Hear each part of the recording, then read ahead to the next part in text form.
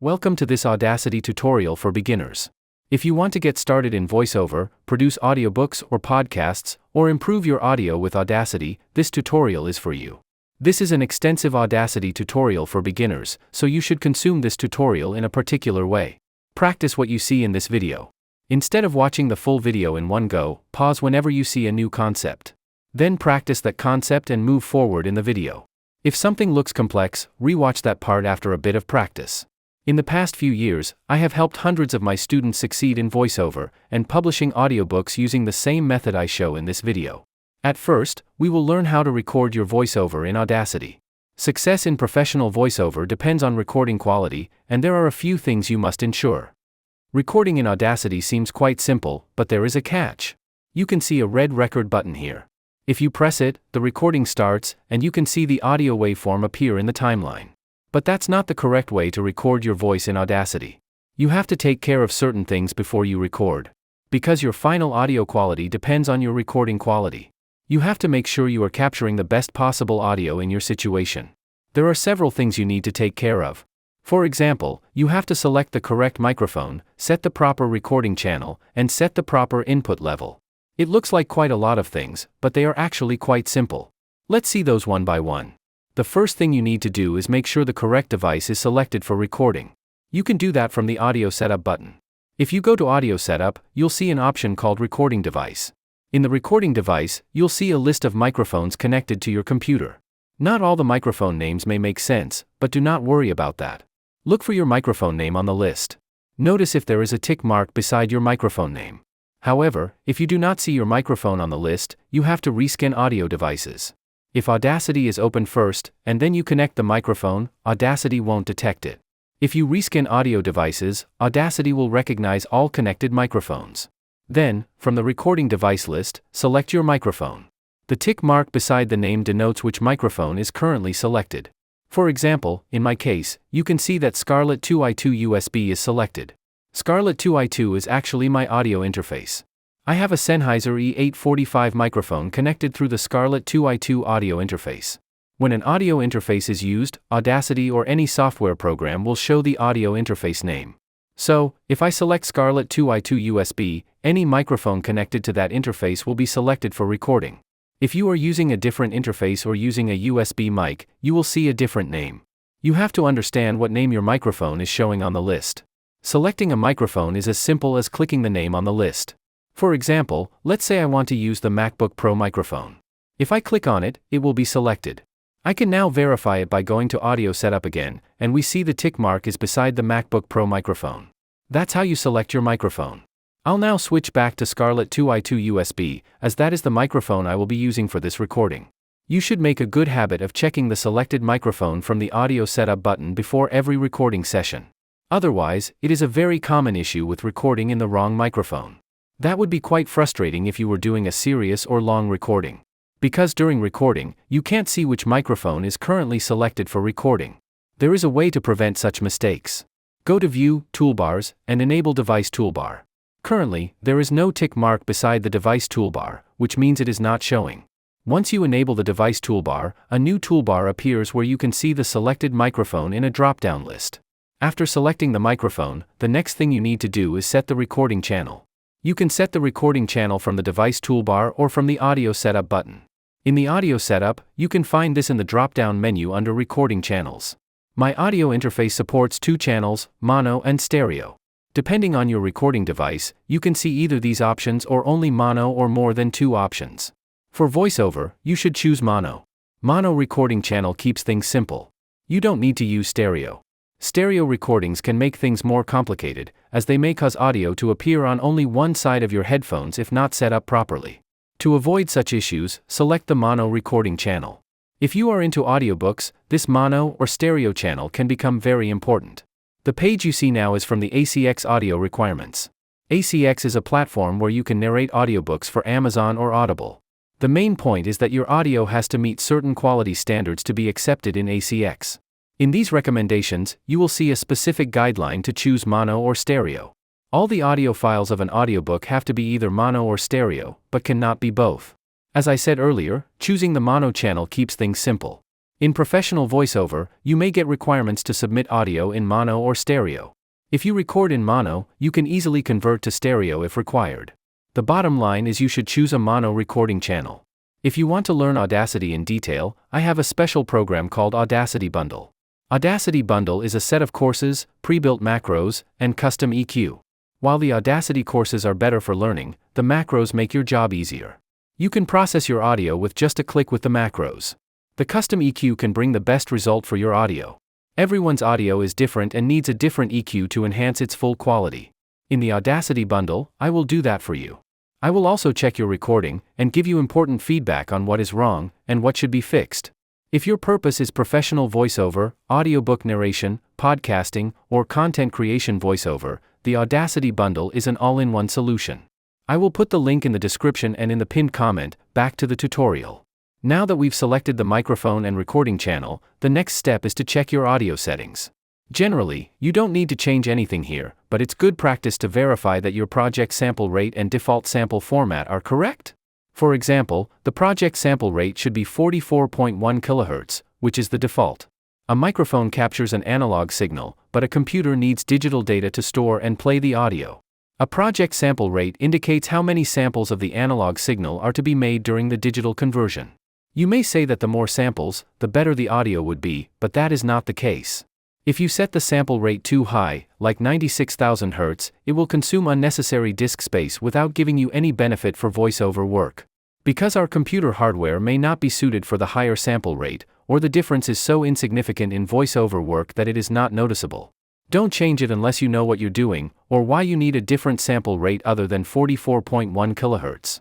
Many people change it without understanding why, which can lead to problems. On the other hand, if you set it too low, like 8,000 or 16,000 Hz, your audio quality will suffer. So, the optimal rate is 44.1 kHz. Next, check the default sample format. It should be 32-bit float. You shouldn't change that either. Recording in 32-bit float gives you more headroom, preventing clipping or distortion. To keep things simple, just leave it as it is.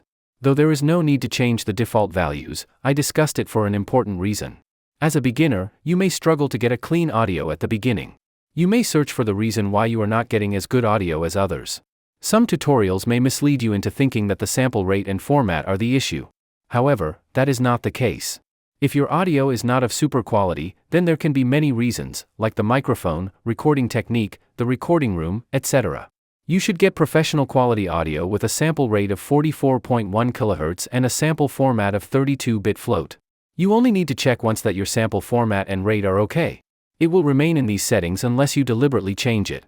Once everything is set, click OK. We will now check another very important setting before recording, the recording level.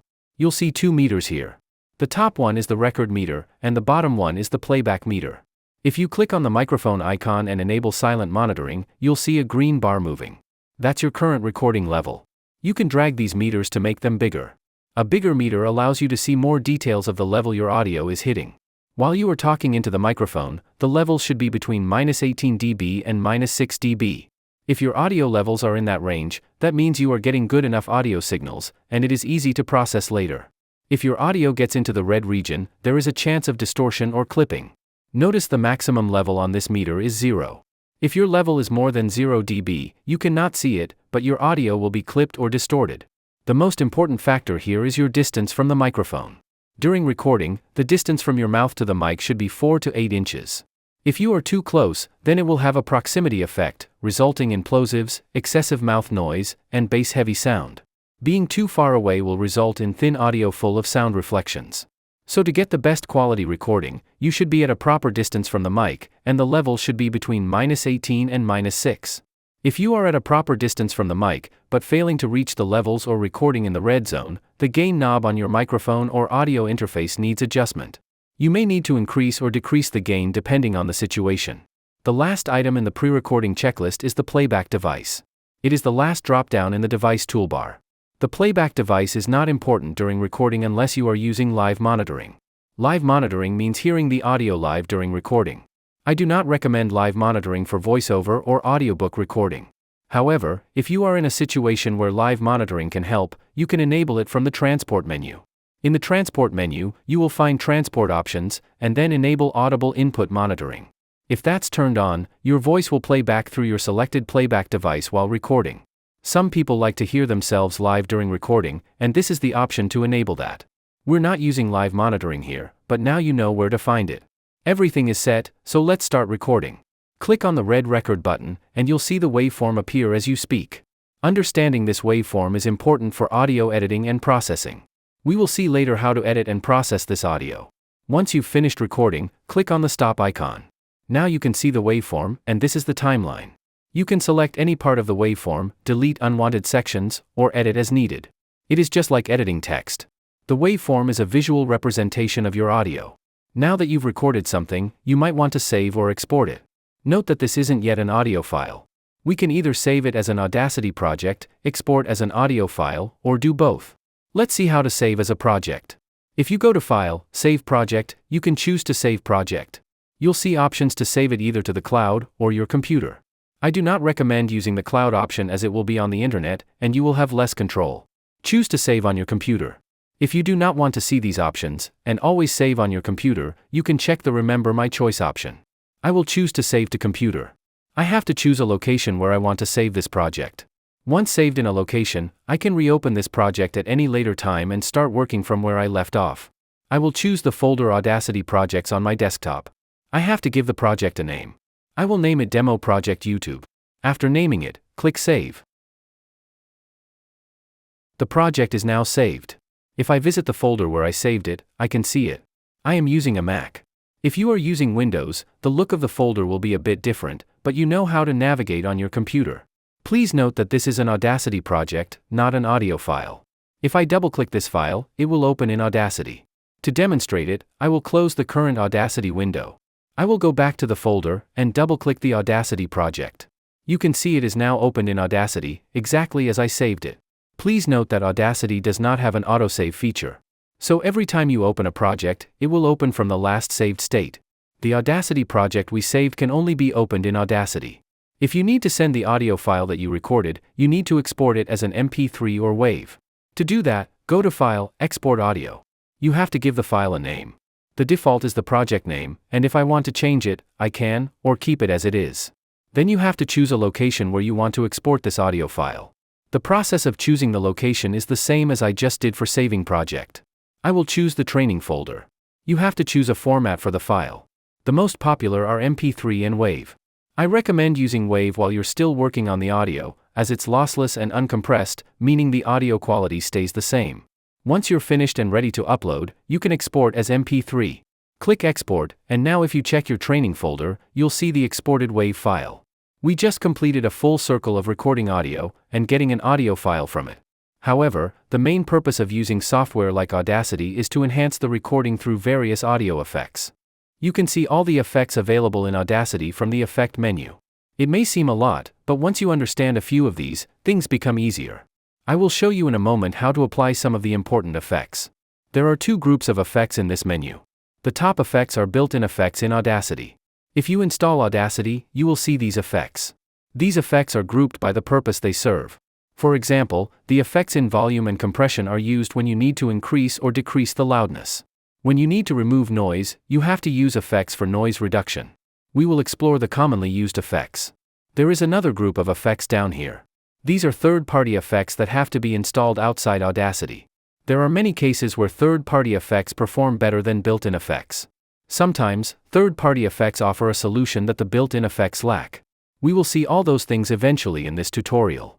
Let's learn how to apply effects to make the sound better. I am going to show you a very simple process to improve your voiceover in Audacity. The process I am going to show is effective for professional voiceover, audiobook narration, podcasts, or any type of voice-related work. This is a 5-step process, and there are actually 2 ways to use it. The first way is automatic, and the second way is manual. In the automatic process, you will do it in 1 click. In the manual process, you adjust everything yourself. I'll show you both methods in detail. Let's start with the automatic process. This is a raw recording, and if I play it, you can hear how it sounds right now. To play the audio, click the point on the waveform where you want to start. Then press the play icon or press the spacebar on the keyboard. Some people claim that all aerators are created equal. Well, we beg to differ.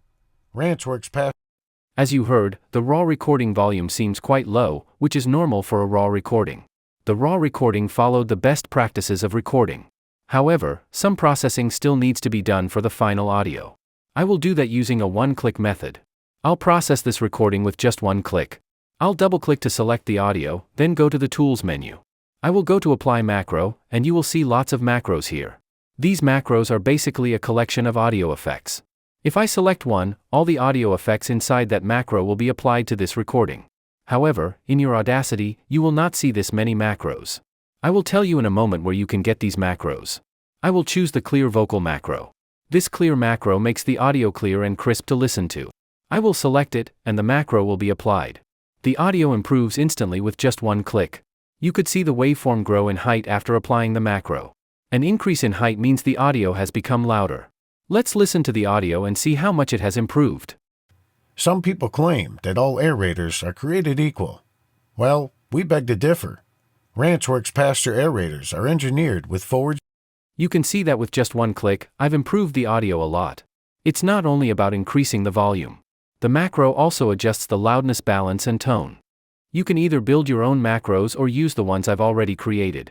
If you're interested in using my macros, you can visit the page linked in the description. I have an EQ and macro pack that includes 11 different macros you can use to make your audio sound better.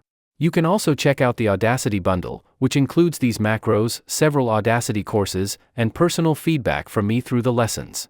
All the links will be in the description if you'd like to explore them. Let me show you how easy it is to install the macros. Once you purchase the macros or Audacity bundle, you will get the macros and EQs zip file. Unzip that file, and you will get the macros and EQs folder. In the macros and EQs folder, there will be several files and folders.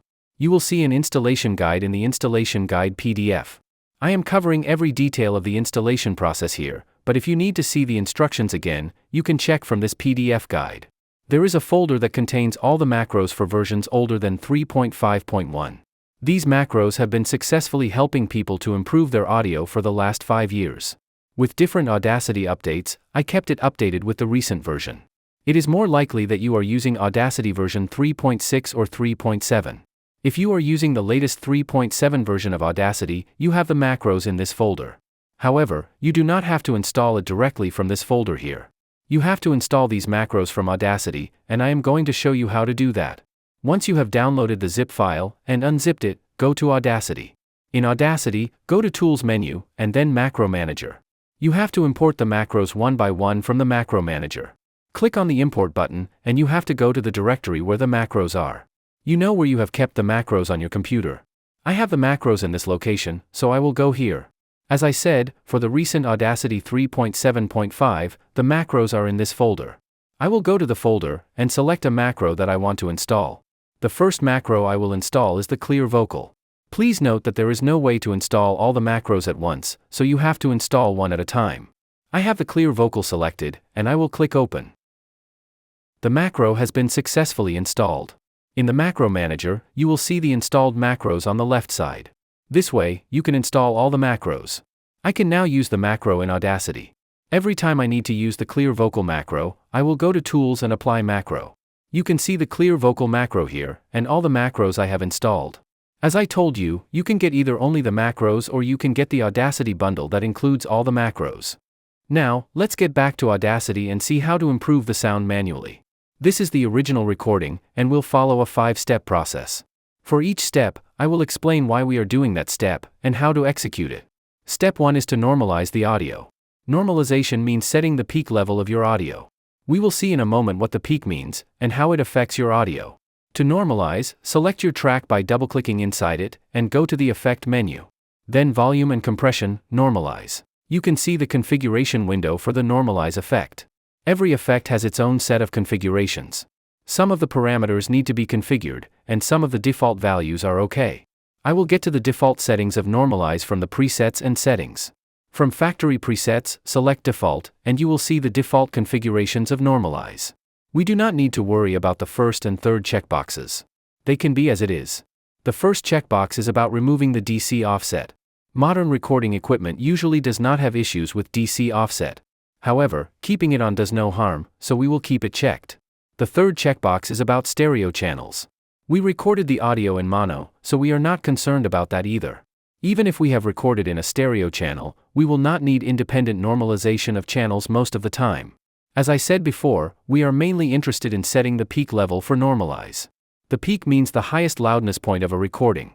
Every audio has a particular value as its peak. Through normalize, we can set the peak level we need.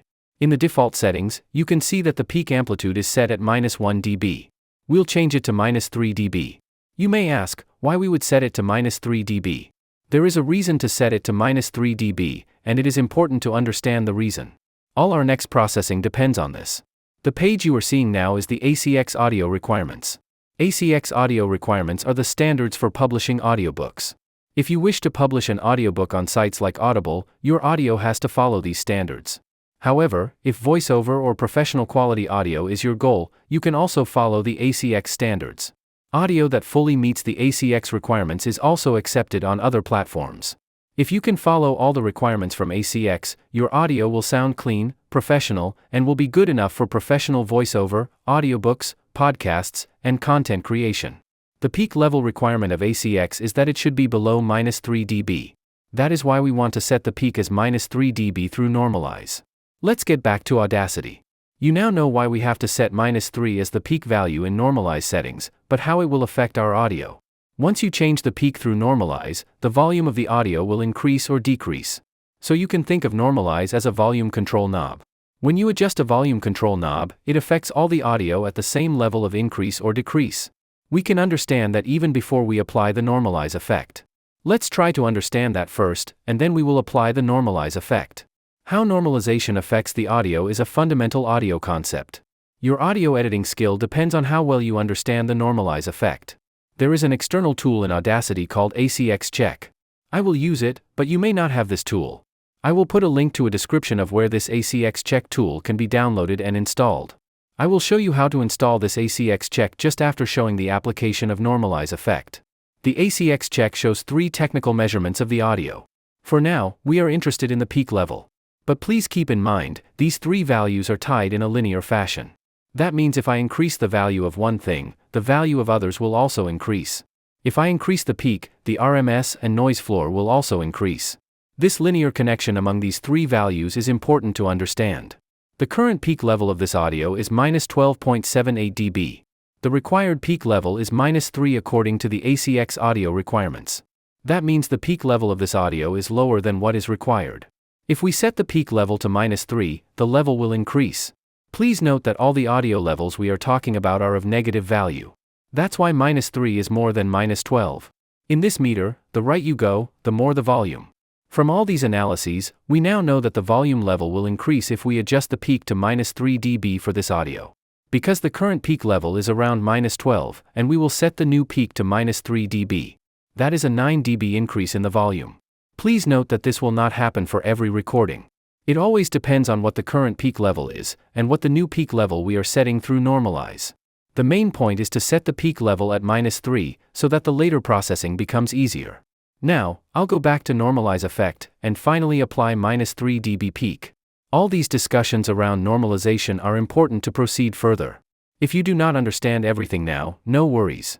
Apply this -3 dB peak to your different recordings, and see what changes are happening. Sometimes the audio level may increase or decrease. When you normalize, the audio volume may increase or decrease depending on the original level. For example, this recording had a peak of -12 dB, so normalizing to -3 dB means about a 9 dB increase. I will apply these settings, and you will see the waveform grow in height after normalization. That means an increase in the loudness level. After normalization, I will check the ACX values again. It is not required to check the ACX values to get a better sound. I am doing this to understand how audio processing is affecting my audio quality. It will help me to decide how to apply different effects in this audio. Checking again with ACX, we see the peak is now -3 dB, and the RMS is -23.18 dB. So you see, after the increase in the peak, the RMS has also increased. However, it is not in the ideal range yet. We will not worry about the RMS yet, we will learn how to fix the RMS as we progress along. Let's see how to install this ACX check so that you can measure different levels of the audio. The ACX check does not come with the default Audacity installation. You have to download and install it from the Audacity plugin website.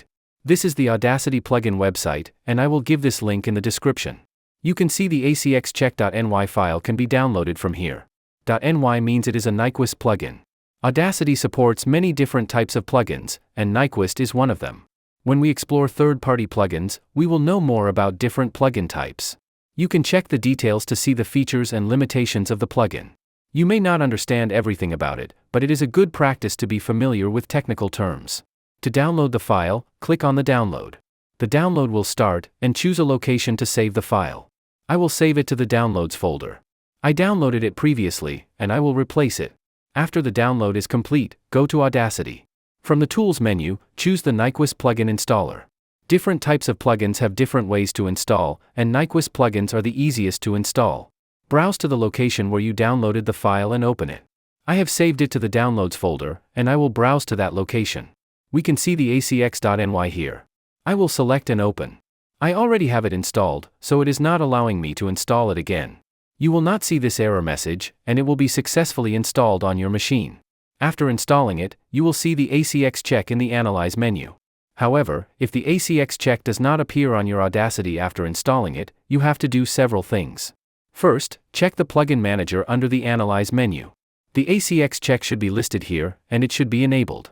If not, rescan, and the list will be updated. Even if it does not appear after a rescan, restart Audacity. If all that fails, restart your computer and open Audacity again. Once you see the ACX check appearing, you can start using it to see values of peak, RMS, and noise floor and adjust your processing workflow. However, we are only at the beginning of our processing workflow. The first step we took was the normalization. Step 2 is the noise reduction. Noise reduction may or may not be necessary depending on your recording.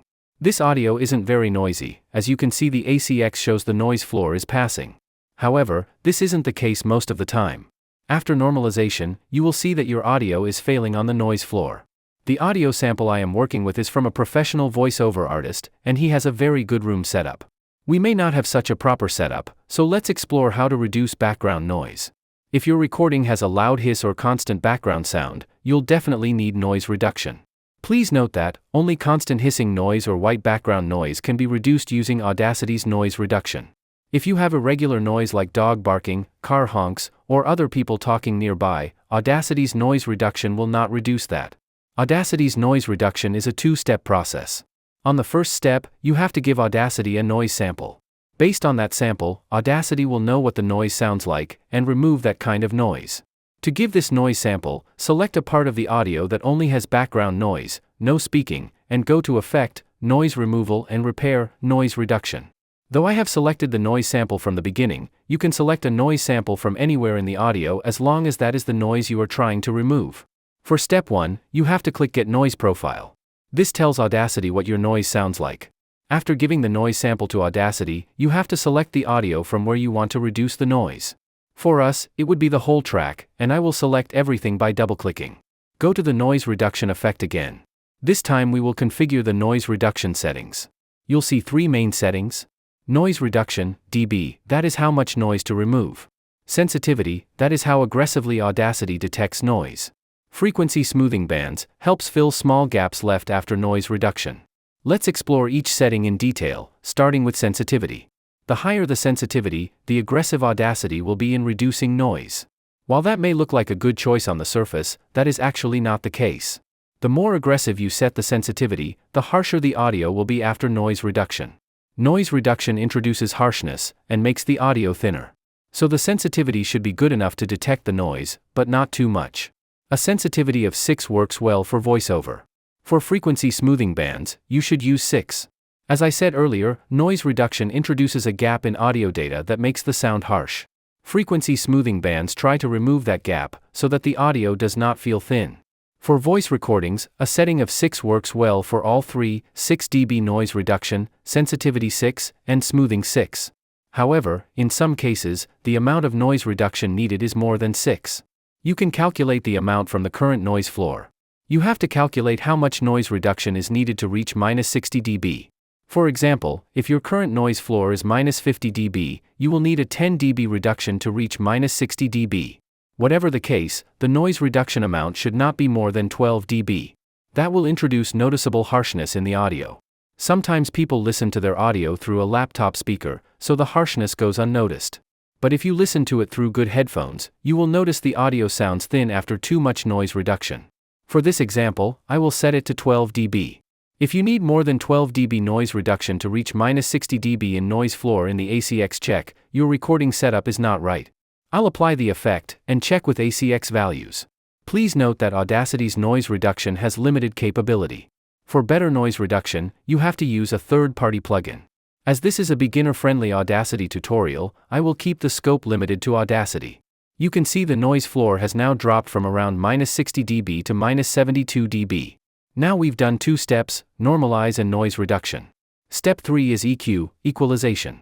The order of the effects is important, because each effect prepares the audio for the next effect. If you mess up the order, you may not get the intended result with audio processing. If you want all the steps and their configuration as a PDF guide, you can get it from me. I will put a link to get this PDF guide where I have shown all the steps with screenshots. Let's get back to Audacity and discuss the EQ process in a bit of detail. EQ is a complex effect, but we'll keep it simple with a basic EQ. To do the EQ, go to Effect, EQ and Filter, Filter Curve EQ. We do the EQ by drawing a curve here. I will go back to the default preset so that you know what change I will be making. This is the default EQ curve, which is a flat line at 0 dB. On the left side, you can see some positive numbers on the upper half and negative numbers on the lower half. On the x-axis below, you can see frequency numbers like 20 Hz, 40 Hz to 20 kHz. EQ is the process of manipulating volumes by frequency. In the default preset, the line is at 0 dB for all frequencies. If you made an adjustment at the line in a particular frequency, then we are adding an EQ to the audio. That's the theory, but what should we actually do for our recording? For a voice recording, I will start with a factory preset. From the factory preset, go to the low roll-off for speech. That means, it will give us an EQ curve that is used to roll off the low end of the speech. You can see the curve that is rolled off in the low frequency areas. Why this roll-off? Well, to understand that, you have to know a bit about our talking frequencies. While we talk, it is actually a combination of overlapping frequencies.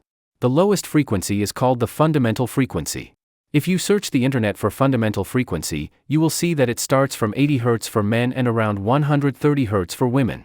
That means, our voice does not generate frequencies lower than 80 Hz in general.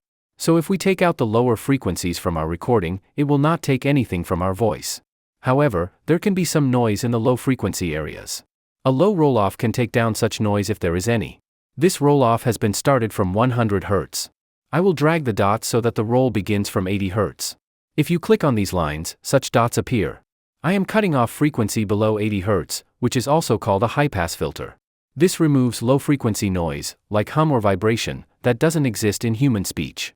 You can stop here, but if you want your voice to sound brighter, you can slightly boost frequencies above 4 kHz. However, be careful, too much can make your voice sound harsh. Please note that I click on the line, and then those dots appear. I can drag them to adjust the lines. For now, I'll stick to the high-pass filter only, a simple and safe starting point. If I drag the dots out of this window, they will disappear. Apply it, and the EQ step is done. Step 4 is compression. This is another complex effect, and many people do not understand why to use it. Also, many people use it in a wrong settings that has no impact on the audio. If you pay close attention to the waveform, you can see that some are taller and some are shorter. The taller waveforms are louder than the shorter waveforms. In technical terms, the difference between louder and softer talks is called the dynamic range. The job of the compressor is to reduce the dynamic range. In other words, the compressor reduced the loudness gap between the loudest and softest parts of the audio. By doing so, the audio sound is balanced and every part of the audio can be heard smoothly. You can apply compressor from Effect, Volume and Compression, Compressor. At first glance, it looks like a lot of configuration, but you can configure it easily using a factory preset. From factory preset, choose the lead vocals. We will not use the lead vocals exactly, but it has some generic configuration that works for voiceover. We can use the look ahead, attack and release as it is. In the compression curve, we will adjust 2 settings, threshold and ratio. A compressor becomes active when audio passes the threshold level. For example, if I set the threshold to -25.6 dB, the compressor will be active on those points where the audio is louder than -25.6 dB. However, if I set a new threshold point like -13.9, the compressor will be active only when audio levels pass -13.9 dB. So now the question is, what is the ideal value for the threshold? Well, there is no single ideal value for the threshold. It depends on the recording itself and how much compression you are looking for. For a moderate compression, I would suggest using something between -12 and -18. For this audio, I will set it to -15. If I see the audio is too much compressed, I would use a higher value than -15. If the audio needs more compression, then I would have to use something lower than -15. We will see in a moment if this audio is ideally compressed, or if we should do anything different. The ratio is the actual amount of compression. If the audio exceeds the threshold, it will be compressed by the ratio we set. For example, if I set the ratio to 2, then for every 2 dB increase in audio level after threshold, we will hear only 1 dB. These are technical definitions, but in simple words, the higher the ratio you set, the more compressed it will be. The compressor settings allow you to set a ratio of 100, but it is impractical. For our use case, the ratio has to be something between 2 and 4. Once again, like the threshold, you may have to use a different ratio if the compression is too much or less, depending on the situation. Let's say I will use the ratio 2.7 for this audio. We do not need to change any other settings for a typical voiceover. I will apply these settings. You can see some of the waveform peaks shrink after applying the compressor. That's normal. That means the compressor has compressed something. But is it too much or too little? To understand that, we have to apply one final effect. Before that, let's check the condition of ACX values. I will go to Analyze, ACX Check. At the beginning of this processing, we set the peak to -3. But after the compression, the peak has decreased to -7.76. Because the compressor has compressed the higher peaks. It is the normal behavior of the compressor. However, to understand if the compressor has worked okay, we have to check the RMS. The RMS should be in the accepted range after we apply another effect after the compressor. That is out final step 5, Normalize. We already saw how to apply the Normalize effect. I will set the peak to -3 dB again using Normalize. Normalize if the only effect that I am using twice in the processing flow. If we check ACX again, everything passes, peak, RMS, and noise floor are all within range. The RMS has passed, which means the compressor was okay. This recording is now ready and sounds much better. Let's listen to a few seconds of the final result. Some people claim that all aerators are created equal. Well, we beg to differ. Ranchworks Pastor aerators are engineered with forged ranch tech. You can see that by following these 5 steps, your sound improves significantly. This process is a great starting point for anyone looking to improve their voiceover or spoken audio like audiobooks or podcasts quality. This video will be public for 24 to 48 hours after release. It is part of a more complete tutorial. You will find the link to that video in the pinned comment.